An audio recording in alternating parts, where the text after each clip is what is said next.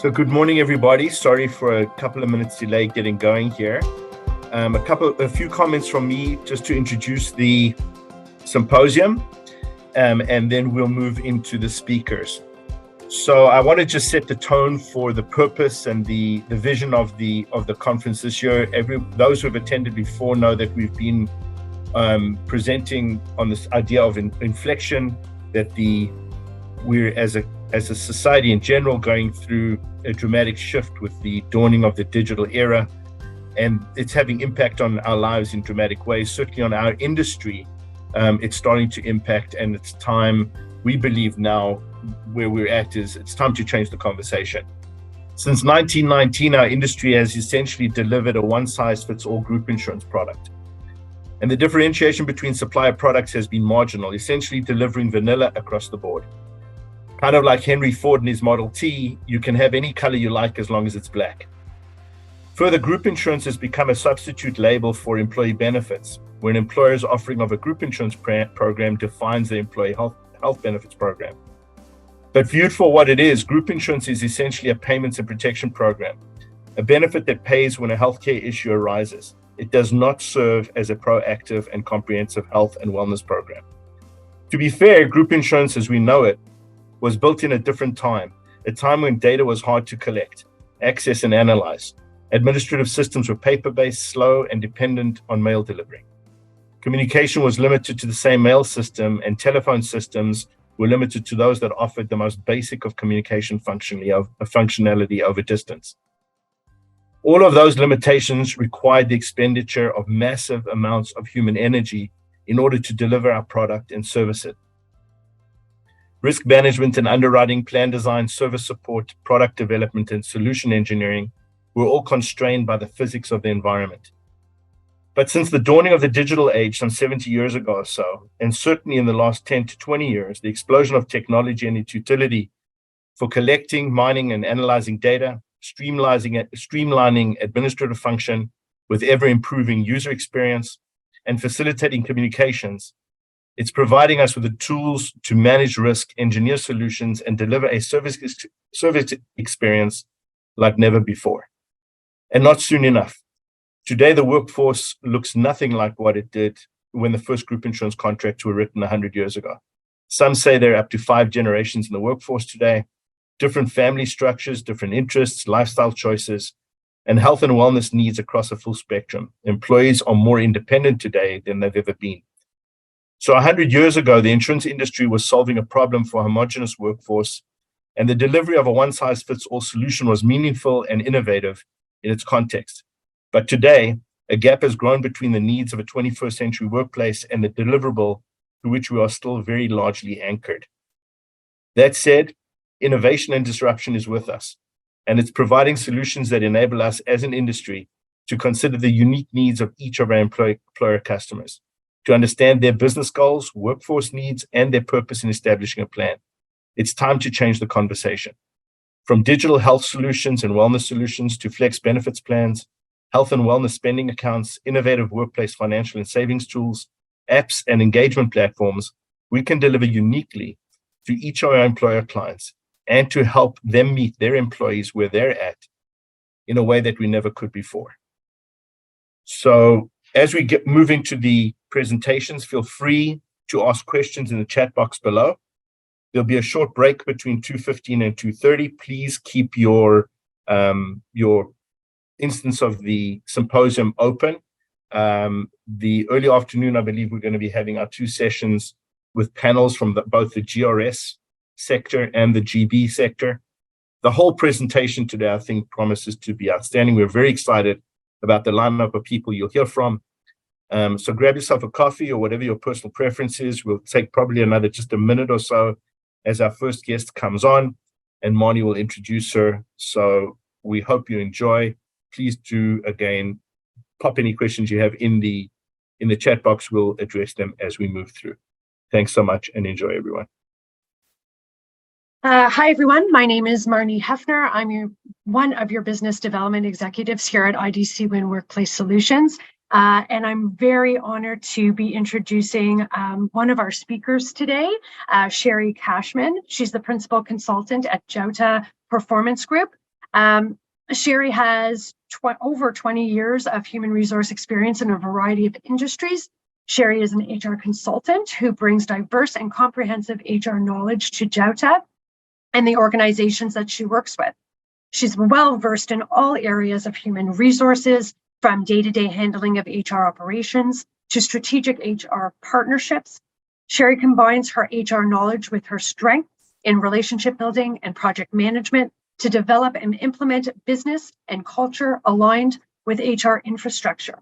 However, she is here today to talk about something that we all find very fascinating in our department anyway. She's here to talk about AI, technology, and ChatGPT. And I'm very excited to hear all about that. We actually had a little bit of an exercise using ChatGPT yesterday, just to see what would come up in that article. We put in a topic, and it was fascinating of what came up. So I'm going to put it over to Sheri and take it from here as well. If you have any questions, please, again, put them in the chat box. They're going to be monitored.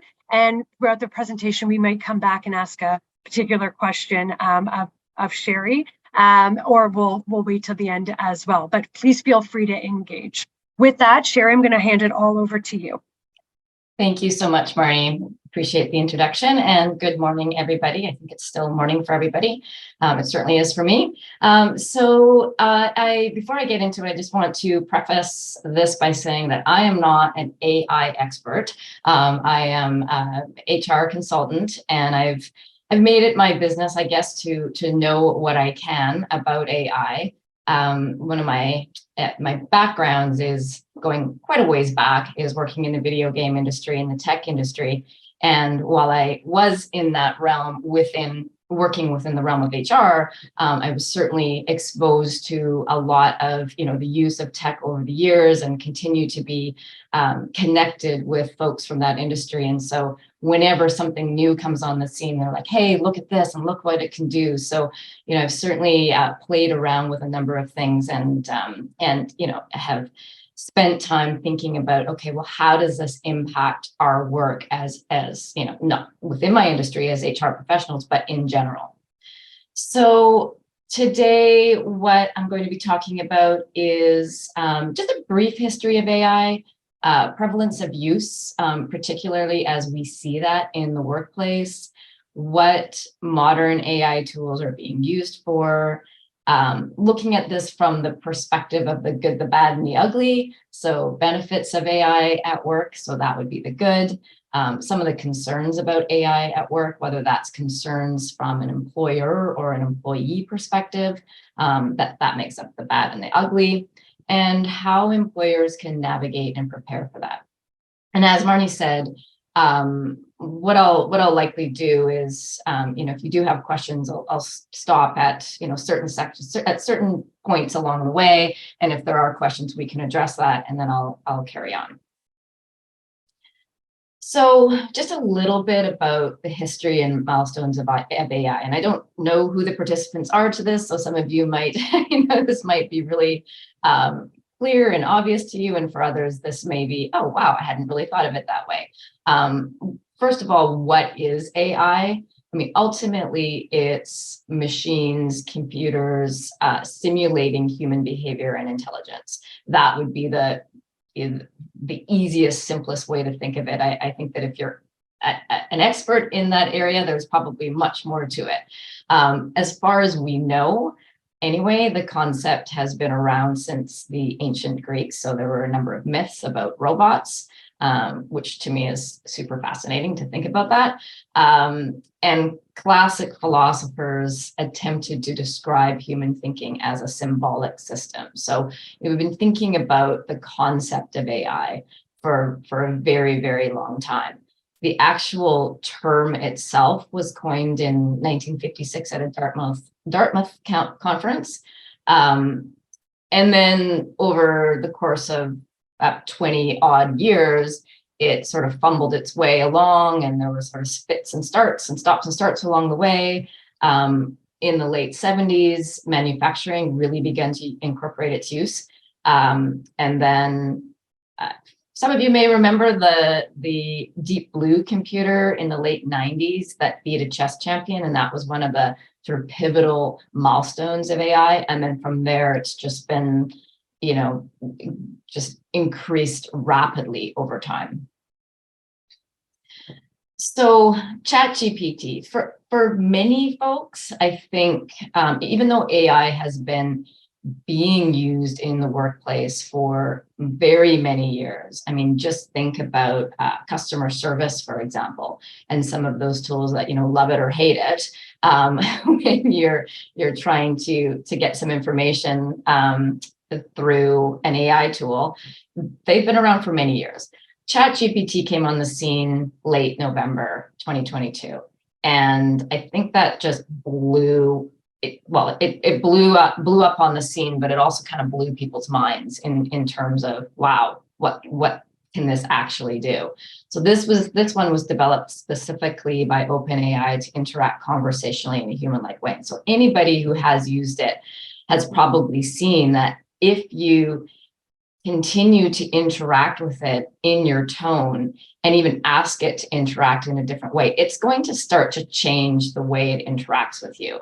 And change its tone. It can interact in any language. I mean, it's pretty fascinating. I would encourage you to check it out, just if you just want to understand, like, wow, this is what we're dealing with here. Very much has been said and written about it. I mean, there's all kinds of. You just have to do a search on ChatGPT, and again, that's the one that has really dominated the scene, even though there are many others. But you just do a search on ChatGPT, and it'll say things like, it's coming for your job. Should we be concerned? There's so much, very, very sensationalist, and some of it alarming, some of it alarmist, and some of it probably quite accurate. So while it has dominated the scene, there are many others. So Google, some of the free versions that are out there. There's Google's Bard, Bing AI, U.com, and then there's a number of paid versions that they range from $10 a month to $40 a month and beyond. There's a lot of creative options. So some of the folks that some of my friends in the field, I guess, if you will, they use things like Midjourney, which is, actually creates art. And it's also really incredibly fascinating to see how quickly a concept that you put in can be created. So lots and lots of tools out there, ChatGPT just being the one that is just really front and center right now. So as far as prevalence of use goes, ChatGPT itself had 1 million users within the first 5 days, which is remarkable, which, in part goes to show the amount of marketing associated with that, but also just the, people going, wow, you got to check this out. You got to check this thing out. 43% of 12,000 professionals surveyed in beginning of 2023 said they use either ChatGPT or AI at or for work. And of those, nearly 70% said their managers weren't aware of that use. So that's not to say they were hiding that use, but it was use that they were using it without it being sort of on the sort of a known, accepted, let's talk about this use in the realm of the work. Within Canada, its use is currently lower. So 30% of businesses are regularly using it, whereas 65% in the US are. And, what some of the experts are saying, KPMG, for example, is that really indicates a concern for Canadian businesses that if the US has an upper edge as a result of using AI, Canadian businesses may be falling behind as a result of not using it as prevalently as those in the US. There's a predicted annual growth of AI use in the workplace of 37% from 2023 to 2030. So pretty significant growth there. So before I get into kind of the good, the bad, and the ugly, are there any questions or comments that anybody wants to address? There wasn't anything that came up in the question or answer or the chat, so we can just go on from there. Okay, fantastic. Thanks, Marty. All right. Okay, so the good, the bad, and the ugly. Some of you may be familiar with this movie. It goes back a bit of time. Actually, I don't even know what year it came out. It's probably the 70s. So the good, 64% of businesses expect AI to increase productivity within their workplaces, within their industries. 25% are relying on it because of the labor shortage. So there's not, as we all know, it's really difficult to find candidates in many jobs. So they're turning to AI to address some of those shortages. AI is expected to create nearly 100 million jobs, which would include software and data engineers to support it. So if it's being used within a workplace, there's got to be somebody who is looking after it, making sure that its use is effective. And I'll talk about some of the other concerns later and some of the reasons why there does need to be a good, a way to monitor this. Manufacturing is expected to see the biggest financial gains as a result of using AI. And AI in general, its use within the workplace is expected to contribute nearly 16 million to the global economy by 2030. Goes to say that if this many more businesses are using AI to increase productivity, then that's going to have an impact on the bottom line. It may, of course, also have an impact on jobs, which I'll talk about in a moment, but certainly where it comes to productivity in businesses, the sky is really the limit. It can also support and benefit people with disabilities through assistive technology, accessibility. I mean, there's a downside to that as well, that not everybody has the same opportunity to use AI, but of course that is something that is going to be a moving target as well as AI continues to evolve, keeping in mind that artificial intelligence is exactly that. It's intelligent and it learns and it grows and it gets smarter the more it's used. Also kind of a scary thought. As far as the bad goes, 77% of employees are concerned that AI will lead to job loss or lack of opportunities for themselves personally or within their industry. And, when we have employees who are concerned about losing their jobs, that may impact retention, it may impact productivity. They may sort of jump ship from a current employer or within an industry because they're thinking, oh no, that's just going to be taken over by AI. So, so they're moving on. Not to mention, just the day-to-day sort of mental health concerns associated with that kind of concern. Highly skilled and educated white-collar jobs are most likely to see change due to the AI in the shorter term. And where that shows up is that 10% of work-related tasks for 80% of the workforce, so just a small portion for most of the workforce, but up to 50% of tasks for 20% of the workforce.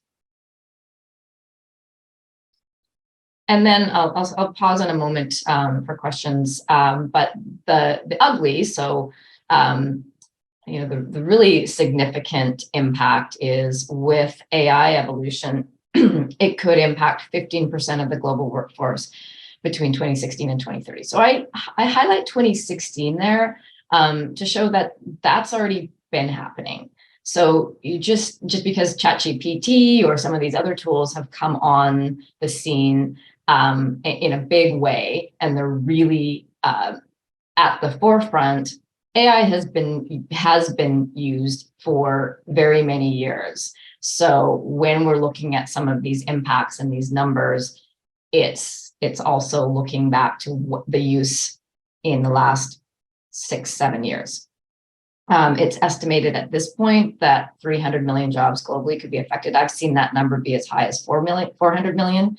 So it really does depend on the source.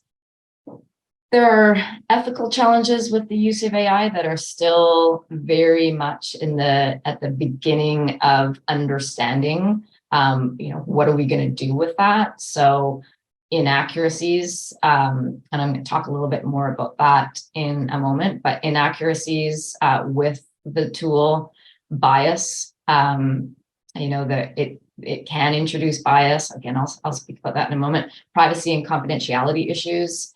If we're using AI for personal information, that then is learned.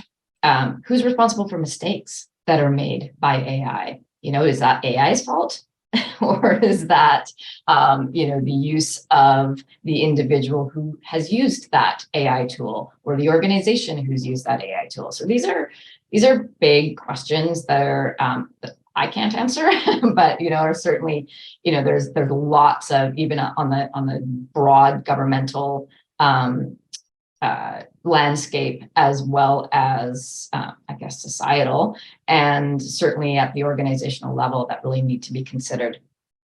And then also impact on creativity. So art, music, poetry. If somebody can use Midjourney, for example, to create a piece of art in 10 seconds, or write a song or a piece of poetry in 10 seconds, what does that do in the creative industry? And I could break that down and talk about tech and, et cetera, et cetera, et cetera. But those are some of the, I think some of the biggest concerns that are out there. I have actually a quick question. I know you talked about like privacy, confidentiality, responsibility for mistakes and stuff like that. But and again, we're not talking about necessarily how this affects the group benefits market, but then just the market in general. But how are things being measured, or are ideas being measured around, plagiarism and ideas around that, so that if somebody's company, part of their job is to create reports or feedback of something, and they're using that, is there any thought about, the plagiarism piece, or, creating something where, somebody may lose their job because they used this piece of software and because it wasn't their own idea or something like that? Is there a lot of talk around that? I'd be interested to know. Yeah, absolutely. And that's one of my points coming up, is that is a concern with ChatGPT and some of these other arms, is that they're not indicating sources. And ChatGPT has come out with an addition. I'm not sure exactly what it's called, but I think it's ChatGPT plagiarism. And so it's a way to test what has been created by ChatGPT for plagiarism, but early stages. So even that, has some inaccuracies within it, because there aren't sources. People who use it have to fact check. And if it's being used for something like writing an article, or anything that's kind of being put out there as fact or truth, and you're not using sources, then that is definitely opened up for a claim of plagiarism. So that is definitely a concern. And so a couple of things: using the tools like ChatGPT plagiarism, and also having fact checkers, which, again, that's where some of the employee support comes into play. It should not be used blindly within the workplace. I can say for myself, having used it in the realm of my work, I use it certainly not to write articles, but I use it as a place to start. It's like, I'm really struggling with something. This is something new to me. So I, punched something in there. So I was trying to come up with some survey questions, for example. And, you can ask very, very specific questions. And it's a really great place to start that thinking. It's like, okay. And then if there are facts to be checked, I can go and I can check that. Does that answer the question, Marnie? Great. Thank you. So some of the ways that it's been used, it is being used, it could be used in the workplace. So articles, and big caveat with that one, that, you need to make sure that there is fact checking occurring, briefing notes, white papers. So for example, I could have used AI to create this presentation. And I would need to go and check all those facts associated with it.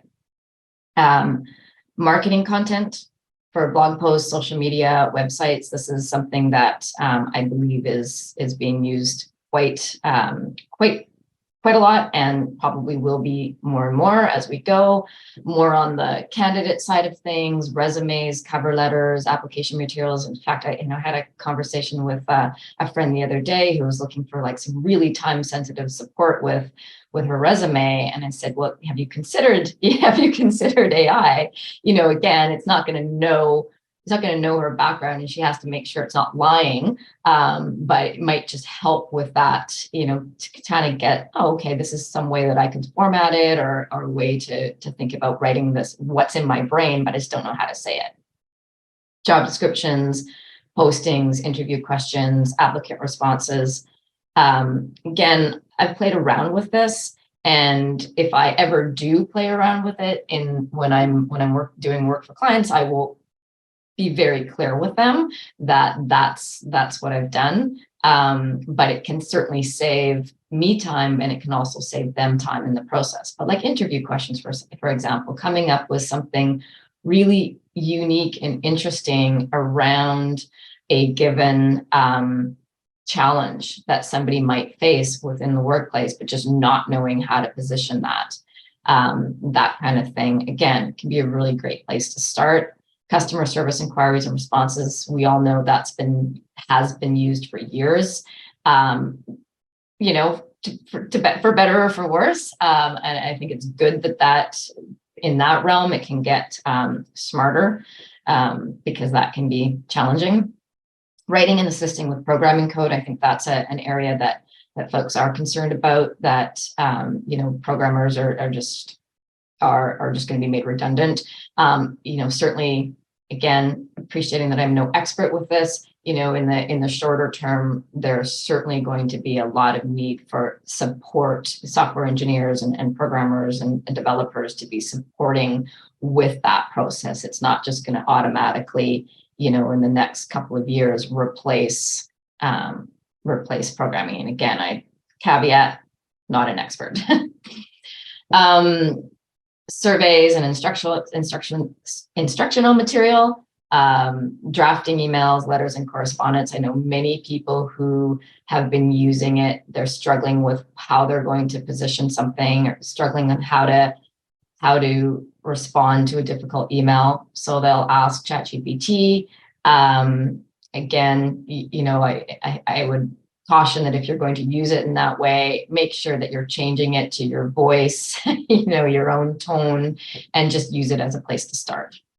Managing schedules, not entirely sure how that works, but I know that there are specific tools that will do that. Research, translation, so on and so forth. These are just some of the main ones that have come up.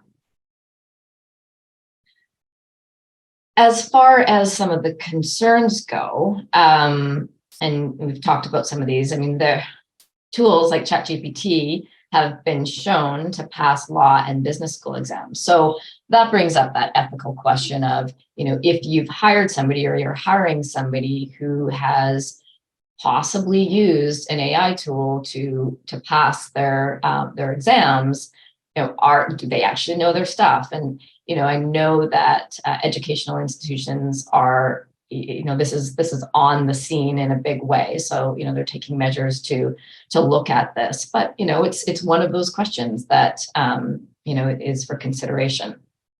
It isn't always accurate or fully accurate, and can be outright wrong. Now, again, it's AI, so it's going to become smarter the more we use it. But we can't fully rely on what we get. And there's some good and funny examples out there, like, it's come up with asking a question around, one of the I can't remember what it was. It was, what was one of the first sitcoms that came up, and it literally made it up, and has gotten order of things inaccurate, and perhaps one of the biggest issues is most of it can be accurate, and you may know it to be accurate, but there might be one or two things within it that aren't.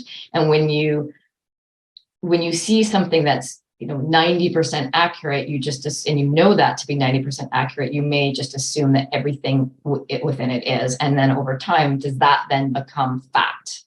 If it's just starting to replace what actually is fact. So again, that's something that, again, over time that will become more intelligent, but we can't fully rely on it. As mentioned, as talked about already, it's prone to plagiarism. From an HR perspective, this is certainly a big one.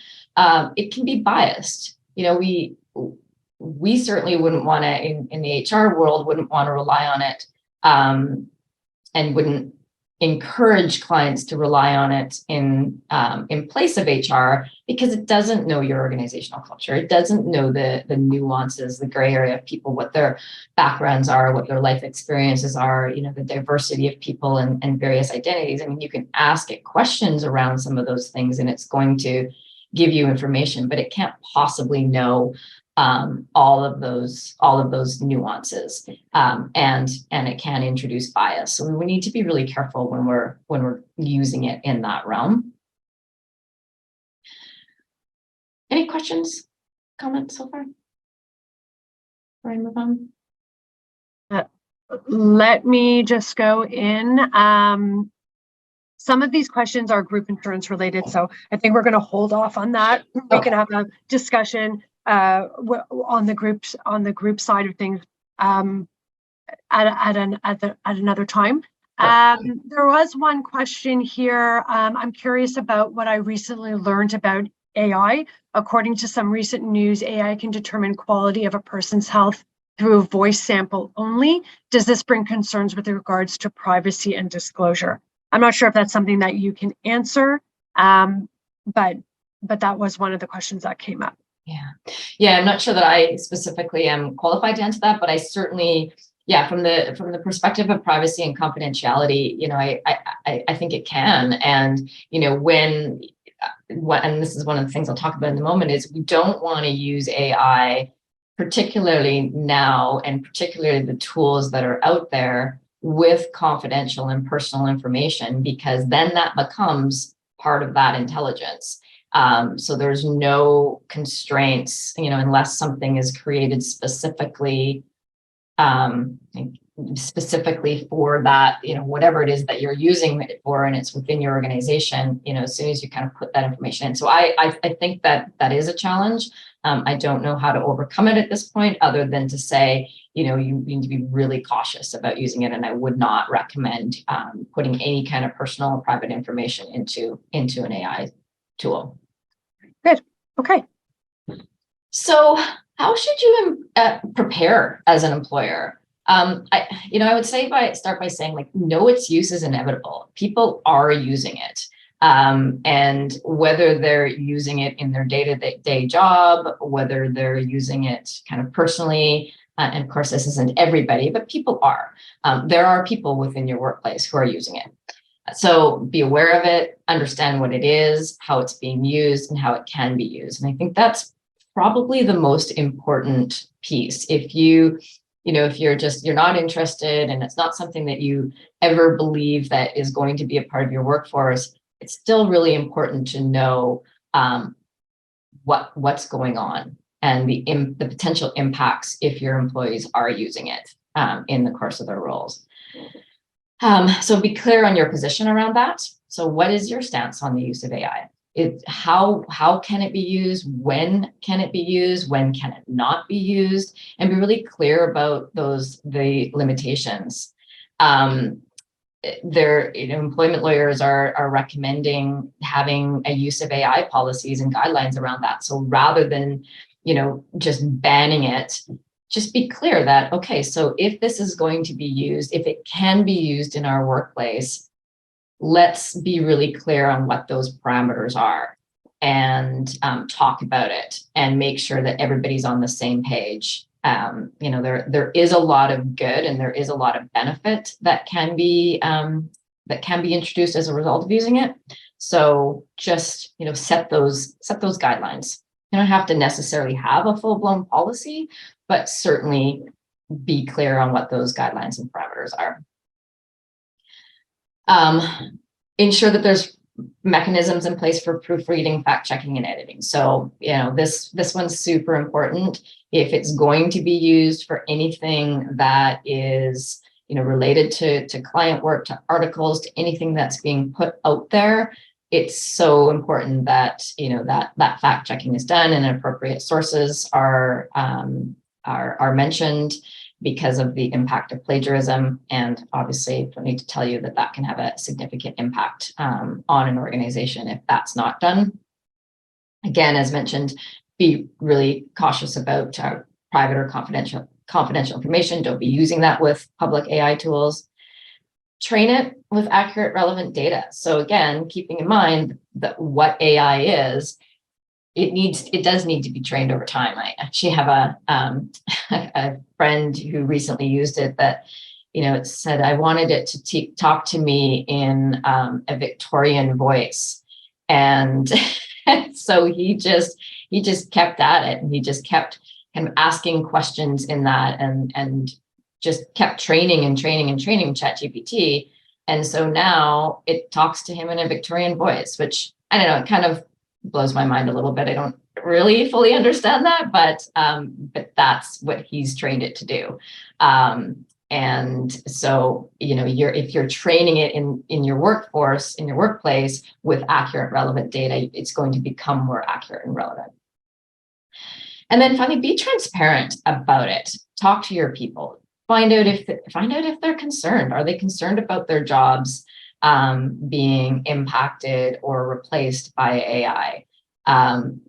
Just have a transparent conversation. If it's possible that, that we see the benefit of this and we can see how it may be helpful, have that conversation. And if there's possibility that 5 years down the road that their jobs may not necessarily be, even if they may become redundant, it's important to have those honest conversations, as difficult as they may be.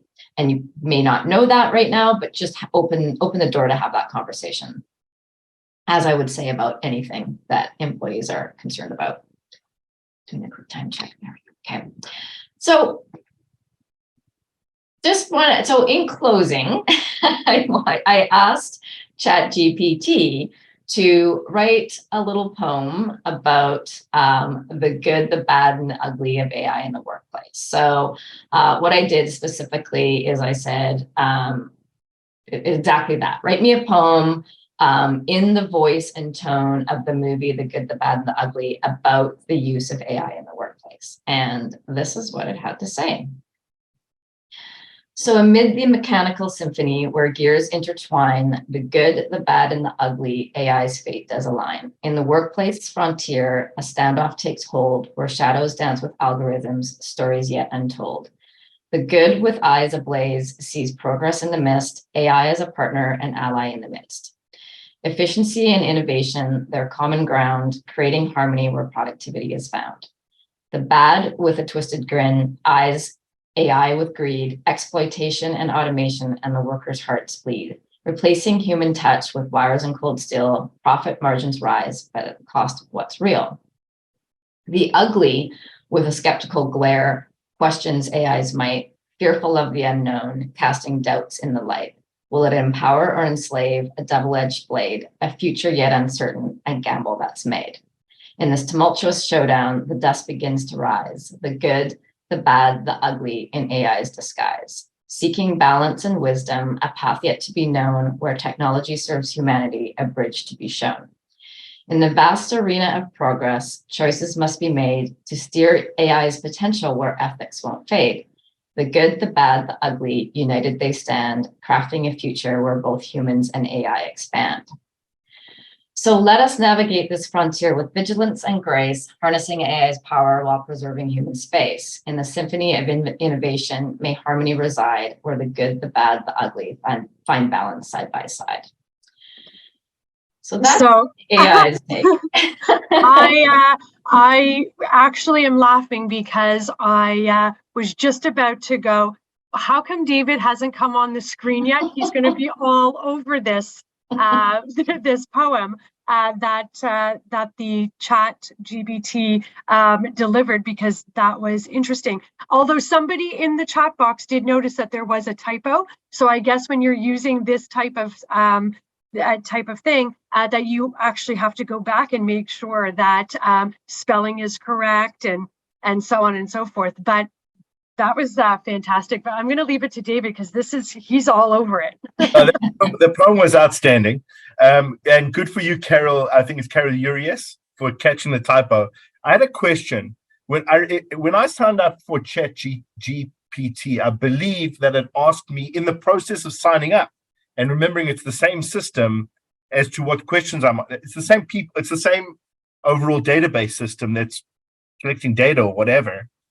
So what would you consider to be personal data that is private data that should or shouldn't be shared? Because just signing up to use ChatGPT, sorry, it's a tongue twister for me. It asked me my name, my date of birth, and my email address. Just those three things. I remember pausing and going, interesting that they now have that information. ChatGPT now has that information about me. And is that where do you draw the line on what's safe to share and what isn't? That's interesting, because I don't believe I signed up for it quite some time ago, and I don't recall having to put my date of birth in it. Unless that's changed. That's curious to me. I don't understand that. Because I would consider that, unless it's kind of monitoring it's like demographics information, monitoring who's using this tool. Right. I wouldn't think that would go into, it's not part of the information, but that would be my guess. But yeah, I would ask ChatGPT that question. But just really quickly as well, then, Sheri, it was interesting. I think it was demographic, but then the utility could be anything. They collected the data they can use for anything. But question for you, just really quickly, we've got 1 minute left. Actually, we don't really, before Sai gets on. But if you were to say one or two use cases for AI as a benefits advisor in the workplace, how could we use this to enhance? Are there any examples you could give? I would say in any realm, it's a place to start. You're struggling with something, you're struggling with a situation or how to position something. It's using it that way. How might we do this differently, or how might we position this? Always just as a place to start. Okay. I think in any realm. Outstanding. Sheri, thank you so much. My pleasure. Okay.